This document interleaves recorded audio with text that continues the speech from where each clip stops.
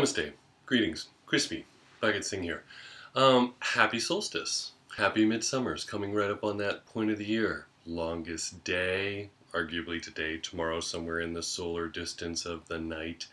The change happens very specifically, but somewhere in the eve of tonight to the dawn of tomorrow and the eve of tomorrow is the longest cycle of the year, the potential period of most light, here in the Northern Hemisphere at least. In the history of my folk, it's Alban Hefin, the summer festival. It's a time of recognition of that which is coming all the way from fertility into fecundity, into the blossoming, and later then into the harvest, into the final part. But this is kind of the fullness. A lot is represented in this time of year in terms of burgeoning or rising. In fact, the most amount of light we're going to see. I blogged a little bit earlier, and you can read about it, is that the time of the most light is also when we're going to see the deepest part of our shadow, potentially, because the two bear each other in complement and opposition. And so it's a time to reflect on what it is we'd like to put into the sacrificial bonfire. One of the historic elements of this time of the night, or I'm sorry, this time of the year, Midsummer's Night, was to have the sacrificial bonfire. So what is it that's in the shadow still, that is still drawn behind you in that darkness, that you'd like to bring into the light and then take into the fire and burn, like the incense, swaha, to create propitiation, to give away, to give up that which burdens us but doesn't serve us, potentially. So this is a really intense day. It's a really beautiful time of the year for us to reflect. First of all, it's great because there's a lot of sun. There's a lot of day. There's a lot of light and illumination. That creates a lot of potential and a lot of catalytic energy for change, alchemic change, if you want to make it in your body. I was saying earlier to some folks, I like to do the mini mala. I follow the kind of wheel of the year, that there's 4 major solar holidays and then 8 total holidays with the spaces in between them. So 8 spokes of the solar year, spaced evenly across based on both lunar and solar cycles. So this is a big one. Of course, summer solstice, solstice. The sun, sol, stire, to stand still. And we use this word stira, samastiti, stira, steadiness. So the sun is steady for a period of time.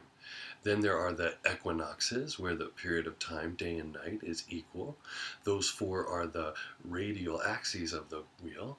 And then there's spaces between. So this is a major one. I like to think in the metaphor of our practice that this is the fullness of the inhale, that biggest swell, all of that power contained, all of that potential from nothingness, the base of the exhale, we allow the inhale to come in and swell us and fill us. And so as we travel around the sun in our beautiful little circles around the sun each year, we pass through these phases of solstice, equinox. And as we do so, I like to think of it as the earth and the sun combining to take a breath. So at the winter solstice, the opposite time of the year, the base of the exhale, all drawn in, very reflective time, very centered and personal time. As we come through the equinoxes, both a sense of burgeoning and a sense of withdrawing. And then as we get to the summer solstice, a sense of fullness of the potential. So big, high, holy days. That's why there's holidays generally around these times of the year too. So I just wanted to offer that to you for thought.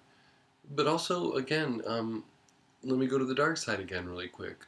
When we are at our brightest is when we're casting the deepest shadow.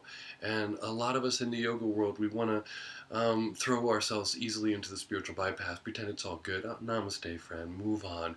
I don't have to worry about that. I've done my meditation on it. I've thought about it. I've left that behind.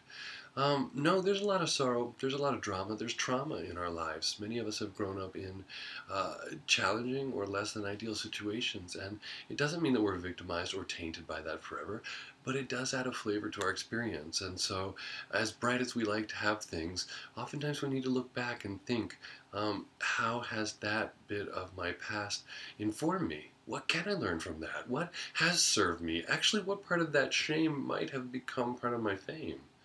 What part of becoming disempowered in that experience has enabled me to take power in other places? Maybe not applied correctly, but we work on that. That's where we begin to discern. But know that we've learned, know that we've transcended, and know that it's cyclical. The darkness will come back. Each day will get a little longer from now on. It'll get a little darker, and we'll go back to the fullness of the exhale. But for right now, in these days where the solstice, the sun stands still, think of that as just retaining the top of that inhale, beautiful and full.